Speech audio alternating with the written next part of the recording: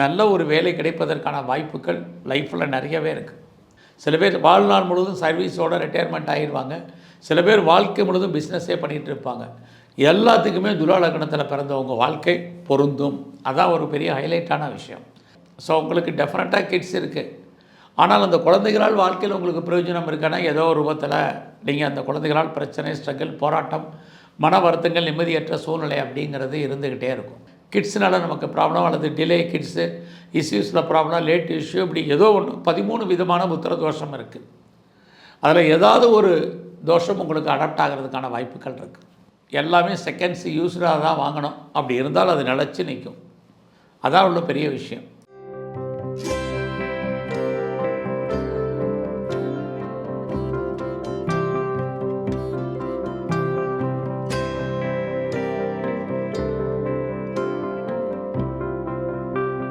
அபிராமி சேகரின் அன்பான வணக்கங்கள். நீங்கள் துலா லக்னத்தில் பிறந்தவங்களுக்கு உங்களுடைய வாழ்க்கை எப்படி இருக்கும் அப்படிங்கிறத தான் இந்த வீடியோ தொகுப்பு முழுவதுமே பார்க்குறோம். சாதாரணமாக எல்லாருக்கும் உங்களுடைய ராசி என்னான்னு தெரியும், நட்சத்திரம் என்னான்னு தெரியும். ஆனால் உங்களுடைய லக்னம் என்னன்னா எத்தனை பேருக்கு தெரியும்னா பெரும்பாலான பேருக்கு தெரிகிறதில்ல.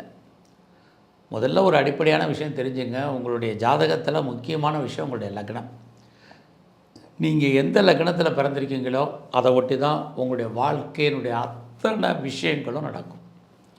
இதை எப்பயுமே மறந்துடாதீங்க. பிறப்பிலேருந்து இறப்பு வரைக்கும் நம்மளை இயக்குவது நம்முடைய ஜாதகத்தினுடைய பிரதானமான விஷயம் லக்னம்.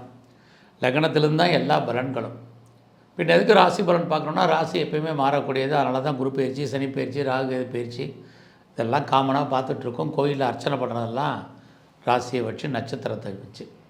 ஆனால் லக்னம் என்றைக்கும் எப்பையும் மாறாதது.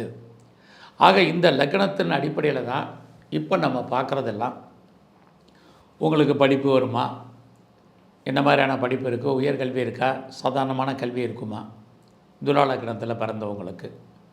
சரி, கல்வி நல்லா இருந்தாலும் கூட வேலை இருக்குமா, படித்த படிப்புக்கு தகுந்த கவர்மெண்ட் வேலையாக, ப்ரைவேட் செக்டாராக எப்படி இருக்கும், அல்லது ஏதாவது சொந்த பிஸ்னஸ் பண்ணுறதுக்கான வாய்ப்புகள் இருக்கா, இல்லை ஏதாவது சம்பாதிக்க முடியுமா, பெரிய லெவலில் சமுதாயத்தில் நம்ம ஒரு அந்தஸ்தோடு வாழ்கிறதுக்கான வாய்ப்புகள் அமையுமா, அடுத்தபடியாக வாழ்க்கையில் ஏதாவது திருமணம் நடப்பதற்கான வாய்ப்பு இருக்கா, குழந்தை பாய்க்கிறதுக்கான வாய்ப்பு இருக்கா, நானும் சமுதாயத்தில் ஒரு நல்ல வீடு, இடம், கண்டி, வாகனங்களோட வசதியாக வாழ்கிறதுக்கான வாய்ப்புகள் இருக்கலாம். இதெல்லாமே இந்த வீடியோ தொகுப்பில் துலா லக்னத்தில் பிறந்தவங்களுக்கு அமையுமாங்கிறத தான் பார்க்குறோம்.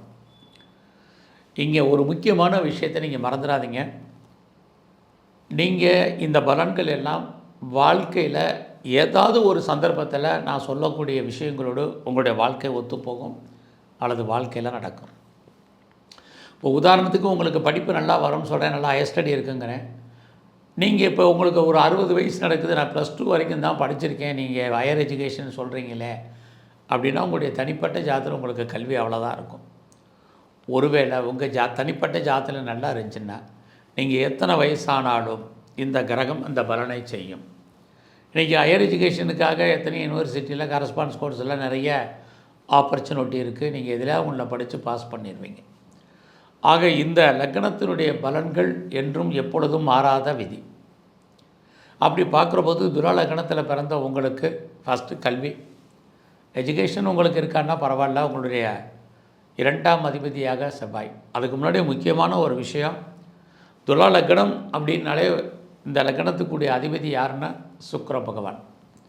சுக்கிரன் அப்படின்னாலே வாழ்க்கையில் எல்லா விதமான இன்ப சுகபோகங்களையும் ஏதோ ஒரு விதத்தில் அனுபவிக்கணுங்கிற ஆசை, எண்ணம் உங்கள் லைஃப்பில் இருந்துகிட்ருக்கும். அதை நீங்கள் அனுபவிப்பதற்கான வாய்ப்பும் உங்களுக்கு உருவாகும். இதை எப்பயுமே மறந்துடாதீங்க. இந்த சுக்கிர பகவான் பார்த்திங்கன்னா இறந்தவர்களை பிழைக்க வைக்கக்கூடிய சஞ்சீவி மந்திரத்தை தெரிஞ்சவர், அசுரர்களுக்கெல்லாம் குருவானவர். அவருடைய அம்சத்தில் நீங்கள் பிறந்திருக்கீங்க. எப்பயுமே மறக்காதீங்க. ஏன்னா இந்த சுக்கிரன் அப்படின்னாலே உங்கள் லைஃப்பில் ஏதோ ஒரு ரூபத்தில் அவருடைய தொடர்பு, அவருடைய கேரக்டர், அவருடைய குணாதிசயங்கள் உங்களுக்கு எப்போயாவது ஒரு சந்தர்ப்பத்தில் உங்களுக்கு பொருந்தும் அல்லது உங்களே அறியாமல் வெளிப்படும். இதுதான் யதார்த்தமான உண்மை. அப்படி பார்க்குற போது துலா லக்னத்தில் பிறந்தவங்களுக்கு கல்வி நல்லா இருக்கான்னா ஆரம்ப கல்வி நல்லா இருக்கும். ஏன்னா உங்களுடைய 2ஆம் அதிபதியாக யார் இருக்காருன்னா செவ்வாய் பகவான். படிப்பு நல்லா இருக்குது. அடுத்தபடியாக உங்களுக்கு துலா லக்னத்துக்கு 4ஆம் இடம் ஓரளவுக்கு கல்வி, ஹையர் ஸ்டடி, பெரும்பாலும் ப்ரொஃபஷனல் கோர்ஸ் படிக்கிறதுக்கு பாசிபிலிட்டிஸ் இருக்கான்னா இருக்குது. இது எல்லாத்துக்கும் மேலே இந்த துலா லக்னத்தில் பிறந்தவங்களுக்கு பெரிய ப்ளஸ் என்னென்னா, உங்களுடைய 9ஆம் அதிபதி யாருன்னா புதன். அவரே 12ஆம் அதிபதியாகவும் இருக்கார்.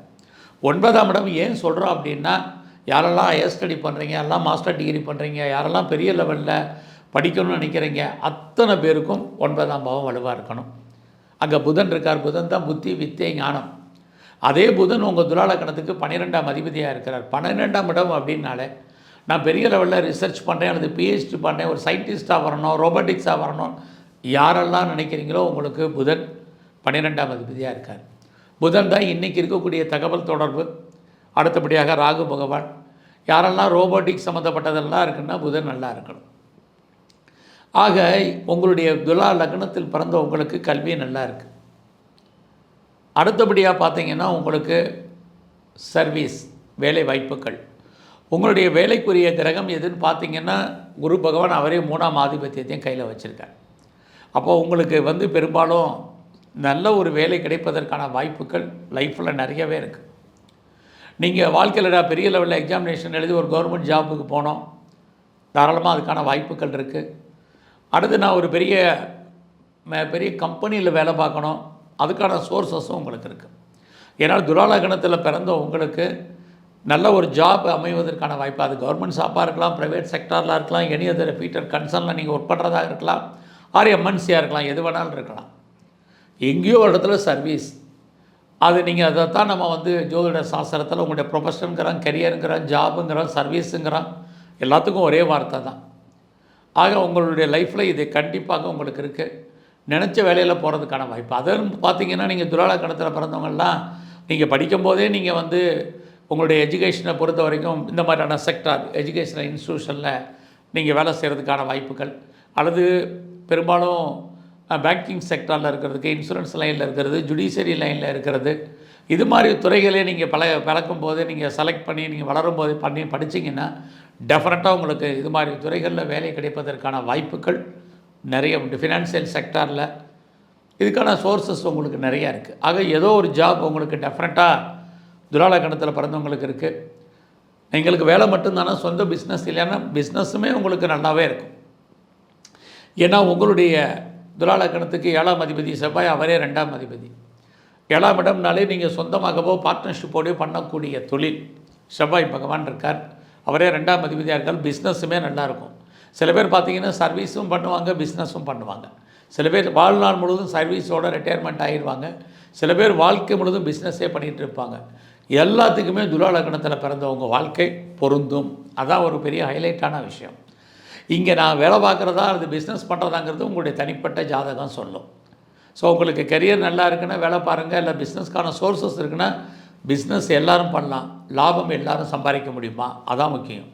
அப்படி பார்க்குற போது உங்களுடைய தனிப்பட்ட ஜாதகத்தில் துலா லக்னத்தில் இருக்கிறவங்களுக்கு பிஸ்னஸ் ஃபேவரபுளாக இருந்து லாபம் சம்பாதிக்கமாக இருந்தால் பண்ணுங்கள், இல்லைன்னா நீங்கள் சர்வீஸ் போங்க.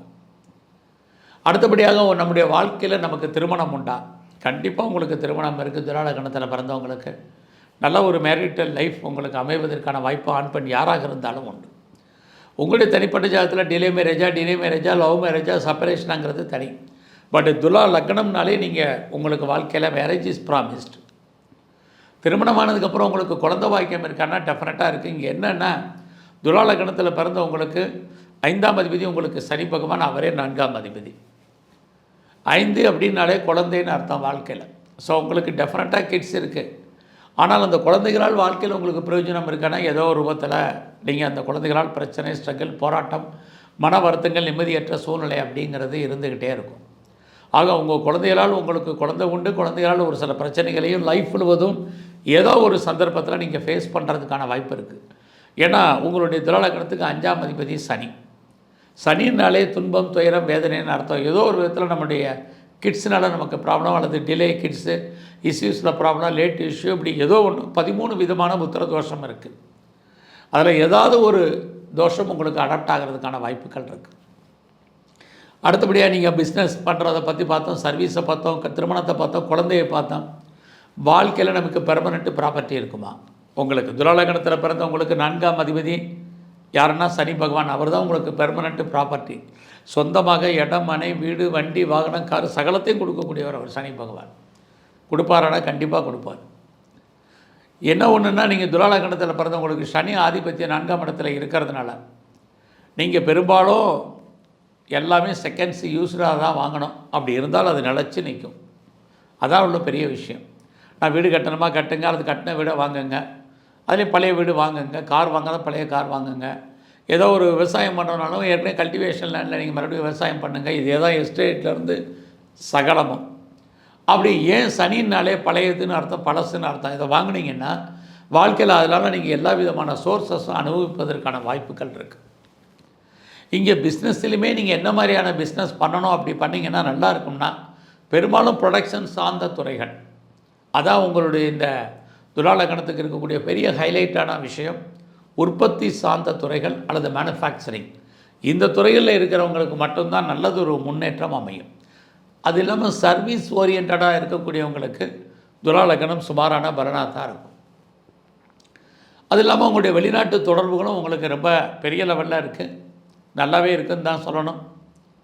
இந்த துலா லக்னத்தை பொறுத்த வரைக்கும் பெர்மனண்ட்டு ப்ராப்பர்ட்டி பெரும்பாலும் நீங்கள் கடன் வாங்கி தான் அதெல்லாமே வாங்கணும்.